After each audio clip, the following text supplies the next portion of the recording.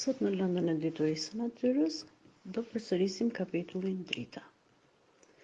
Atje duhet dallojmë burimet e dritës, të shpjegojmë si përhapet dhe përthyet drita dhe të demonstrojmë si formohet hija. Këtu kemi fjalët kyçe dhe mjetet që do përdorim. Ka vjen drita, dim që burimi më i madh i dritës dhe më i rëndësishmi është dielli. Si do të ishte jeta pa diell? Emërtojmë dhe 3 burime të tjera që na japin dritë. Si përhapet drita? Drita rrezatohet nga burimi dhe përhapet në vit të drejtë. Ndonjëherë rrezet mund t'i shohim edhe teksa përhapen midis gjetheve të pemëve në pyll. Shpejtësia e dritës.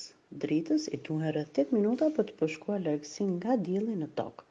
Ajo përshkon 148 milion kilometër për të arritur deri tek ne. Shpejtësia e dritës është 300.000 km në sekond. Pra asnjë tjetër nuk mund të arrijë këtë shpejtësi. Çfarë quajmë siluet? Ju kujtohet? Krijoni një siluet. Errësira. Materialet që nuk përshkruhen nga drita quhen të patëdukshme. Ato që përshkruhen pak quhen gjysmë të tëdukshme dhe ato që përshkruhen mirë quhen të tëdukshme. Atëherë, provoni me këto 3 materiale dhe nxirrni përfundimet.